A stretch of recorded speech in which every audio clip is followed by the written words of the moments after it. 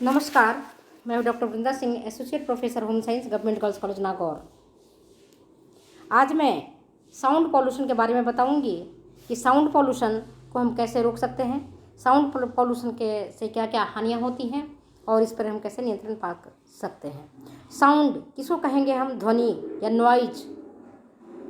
तो जो कर्णप्रिय होता है, जो आवाज़ से आपको सुख की अनुभूति होती है, जिससे चिड़चिड़ापन नहीं उत्पन्न होता है, जो शांति प्रिय लगता है, उसको तो आप साउंड कहते हैं।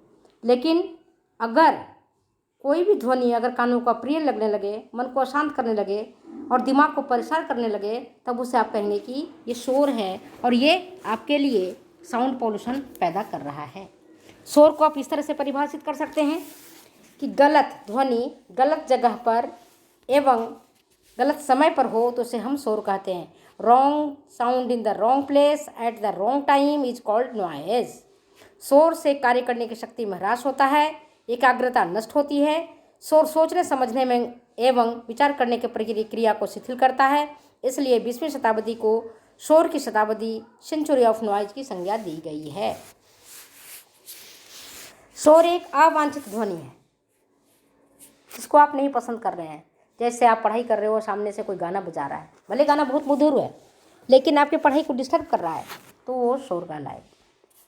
आप परीक्षा दे रहे हैं, वहाँ पर इन्विजिलेशन ड्यूटी में आए हुए टीचर, इन्विजिलेटर्स आपस में धीमी धीमी आवाज़ में ही बातें कर रहे हैं, लेकिन आपके लिए वो शोर कहलाता है, जबकि उसकी टोन ज़्यादा नहीं है, इसके बावजूद भी शोर है, क्योंकि आपके काम में भी बाधक पहुँचा रहा है। तो शोर क्या हुआ? एक अवांछित ध्वनि हुई। जहाँ आप नहीं पसंद कर रहे हैं वहाँ पर शोर हो रहा है। जैसे मंदिर में आप गए पूजा करने के लिए, वहाँ शोर हो रहा है। वहाँ हालांकि वो भजन गायक भजन गा रहे हैं, औरतें बैठ कर के भजन गुनगुना रही हैं, कोई मंत्र जाप कर रहा है, लेकिन अगर वो आपको कानों को प्रिय नहीं लगता तो शोर कहते हैं उसको हम, है ना। इसी प्रकार से जिसकी आवाज़ अच्छी नहीं है, अगर वो गाना गाता है तो उसको हम शोर कहेंगे, क्योंकि इससे हमें झुंझुलाहट, अशांति और असुविधा उत्पन्न होती है। इसके ठीक विपरीत अगर किसी अच्छे गायक है जिनके गाने से आपको शांति मिलती हो, कानों को प्रिय लगता हो, मधुर हो, उसे हम शोर नहीं कहते हैं। इसलिए इसे मन को हम आनंद उठाने वाला गीत कहते हैं और कई लोग मधुर गीत को सुनना पसंद करते हैं और उनको तब इसको हम शोर नहीं कहते हैं। इसका मतलब समझ गए कि कोई भी ध्वनि जो आपके मानसिक क्रियाओं में बाधा उत्पन्न करने लगती है तब वह शोर कहलाती है। इसलिए शोर और ध्वनि में मुख्य अंतर तीव्रता का ही होता है। ध्वनि की तीव्रता व्यक्ति विशेष पर भी निर्भर करती है। एक ध्वनि जो एक व्यक्ति के लिए प्रिय होती है, वहीं दूसरे व्यक्ति के लिए वही ध्वनि शोर हो सकता है।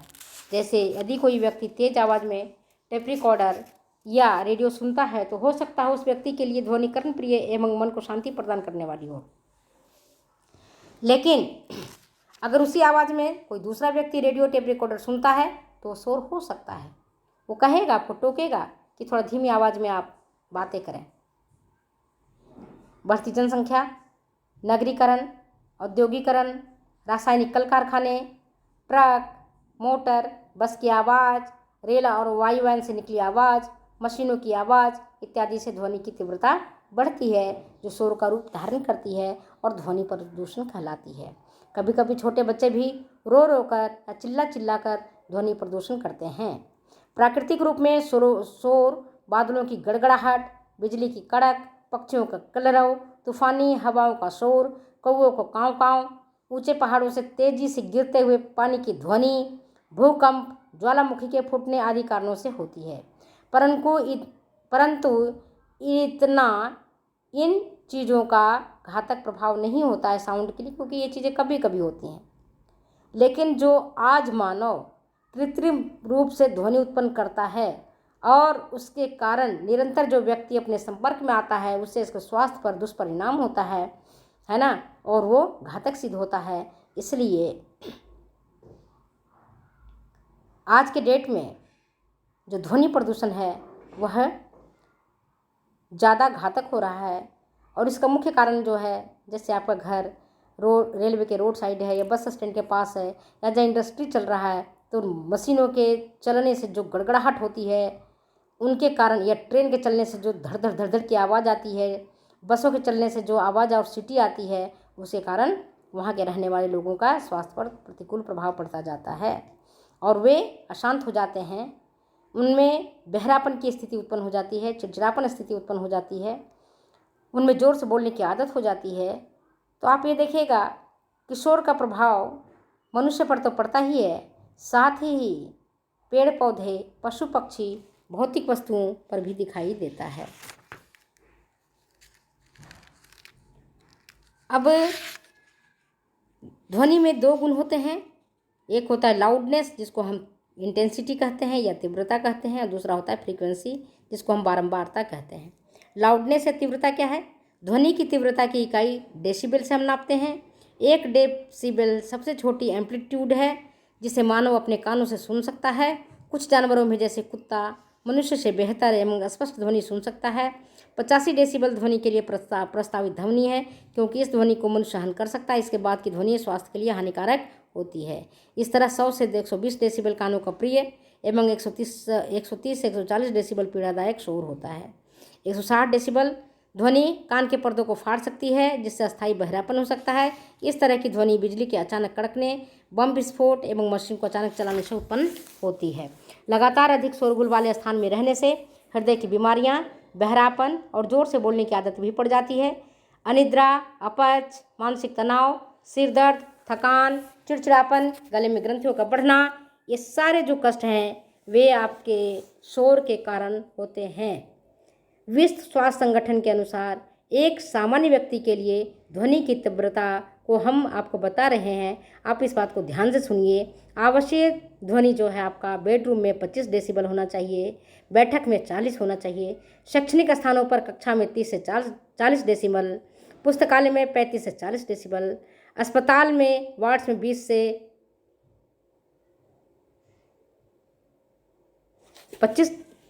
35, कार्यालय में 35 से 45, कॉन्फ्रेंस में 40 से 45, रेस्टोरेंट में 40 से 60, वर्कशॉप में 40 से 60 और प्रयोगशाला में 40 से 50। इतनी तो आपकी मान्य है, जो आपको ज़्यादा नुकसान नहीं करता है। सामान्य वार्तालाप में जो लोग बातचीत करते हैं वो उससे 55 डेसिबल, टेलीफोन घंटी से 70 डेसिबल, ट्रेन ट्रेन बजते जब तेज आवाज़ में तो कहते हैं कि साउंड को थोड़ा कम कर दो, टाइपिंग से 40 डेसिबल, मोटर गाड़ियों से 60 से 80 डेसिबल और बॉयलर फैक्ट्री जो होता है उससे 180 डेसिबल का शोर होता है। कलाई की घड़ी से 20 डेसिबल ध्वनि निकलती है, जो आपको टिक टिक टिक टिक टिक की आवाज़ आती है। वो अगर शोर में रहेंगे तो आवाज़ नहीं सुनाई पड़ेगी, लेकिन अगर आप अकेले हैं, रात्रि का समय है, बिल्कुल सुनसान है, तो आपकी घड़ी की टिक टिक की आपकी साफ साफ आवाज़ आपको सुनाई पड़ती है, क्योंकि उस समय बिल्कुल वातावरण शांत रहता है, आप भी बिल्कुल शांत रहते हैं मानसिक रूप से। तब वो घड़ी की टिक टिक भी आपको एक बार को परेशान करता है और ये लगता है कि जैसे ये हमें सोने नहीं दे रहा है, इसकी आवाज़ भी आपको अप्रिय लगने लगती है, तो आप घड़ी को भी उठा करके दूसरी जगह में रख देते हैं। दूसरा होता है बारंबारता। ध्वनि के बारंबारता को हर्ट्ज से नापा जाता है। यह 20 से 20,000 हर्ट्ज तक होता है। 1 हर्ट्ज प्रति सेकेंड 1 तरंग के बराबर होता है। परंतु ध्वनि का यह रेंज मनुष्य की उम्र और अन्य कारकों पर भी निर्भर करता है। 20 हर्ट्ज से नीचे तथा 20,000 से ऊपर की ध्वनि को मनुष्य नहीं सुन सकता है। 20 हर्ट्ज से कम होगा तो मनुष्य नहीं सुन पाएगा, 20 हर्ट्ज और आपके से ज़्यादा होगा तो ही सुन पाएगा। और 20,000 से ऊपर की हर्ट्ज की ध्वनि होती है, जैसे मान लो ऊपर में कई ग्रह टकराते हैं, ऊपर में हवाई जहाज चलता है, उड़ता है, रॉकेट उड़ रहा है, उनकी ध्वनि निकल रही है, लेकिन इतनी उनकी ध्वनि तेज है, 20,000 से ऊपर है, तो आप नहीं सुन पाओगे। अब ये देखते हैं ध्वनि प्रदूषण के क्या कारण हैं, कारणों पर विचार कीजिए। तो सबसे पहले कारण तो यही है कि अगर शादी विवाह का जब अवसर आता है तो देखते हो खूब बैंड बाजे बजते हैं, लाउड स्पीकर बजता है, शोरगुल होता है, औरतें नाचते गाती हैं, तो आपको शोर पोल्यूशन होता है। इसी तरह से मंदिरों में अगर लाउड स्पीकर बजता है सुबह शाम, मस्जिद में अजान होता है, या जहाँ पर सामाजिक उत्सव है और तेज़ तेज़ आवाज़ में लाउड स्पीकर बजाए जाते हैं, वहाँ ध्वनि प्रदूषण होगा। और मैंने आपको बताया परीक्षा के टाइम में अगर 2 इन्विलेशन करते समय 2 इन्विलेटर आपस में बातें करते हैं तो भी एक विद्यार्थी के लिए, परीक्षार्थी के लिए वो क्या लगता है, डिस्टर्बिंग लगता है। परीक्षा देने में उसको मुश्किलें आती है और वो नहीं चाहता है कि परीक्षा में हमें डिस्टर्बेंस आए, इसलिए कह देते सर प्लीज़ आप थोड़ा देर बाहर जाइए, आप बोलते हैं तो मुझे लिखने में परेशानी होती है, भूल जाती हूँ, ऐसा कह करके वो उस इन्विजिलेटर्स को वहाँ से बोलने से मना कर देते हैं या चुपचाप खड़ा रहने के लिए कहते हैं। दूसरा, जागरण, रामलीला या अन्य धार्मिक कार्यक्रमों से अधिक शोर होता है जो ध्वनि प्रदूषण का कारण बनता है। जैसे अभी दीपावली आएगा तो लोग खूब पटाखे छोड़ेंगे तो उसकी भड़बड़ की आवाज़, पटाखे फूटने की, और दूसरी उससे निकला हुआ जो धुआं है वह भी आपको प्रदूषण को फैलाता है। तो पटाखे से तो काफ़ी नुकसान होता है क्योंकि पर्यावरण को प्रदूषित करता है, साथ ही वो किसको करेगा परेशान, बताइए आप, थोड़ा सा लगाइए दिमाग। जो रात में सोने वाले लोग होते हैं उनको परेशानी होती है कि पटाखे जब छूटते हैं तो बड़ा ज़ोर से आवाज़ आती है, कर्न फाड़ू आवाज़ होती है। इसके बाद मोटर वाहनों, रेल मशीनों, औद्योगिक संस्थानों, हवाई जहाज, रॉकेट्स आदि उड़ने से भी शोर उत्पन्न होता है, जिसके कारण ध्वनि प्रदूषित होती है।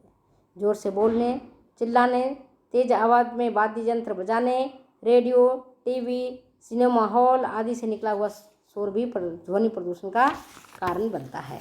तो आज मैंने आपके कारणों पर विचार किया। नेक्स्ट वीडियो में मैं आपको इससे होने वाले क्या प्रभाव हैं और इस पर हम कैसे नियंत्रण कर सकते हैं, इस बात पर चर्चा करूंगी। धन्यवाद, नमस्कार। अगर ये वीडियो अच्छी लगती हो तो शेयर करो, सब्सक्राइब करो और कमेंट करो।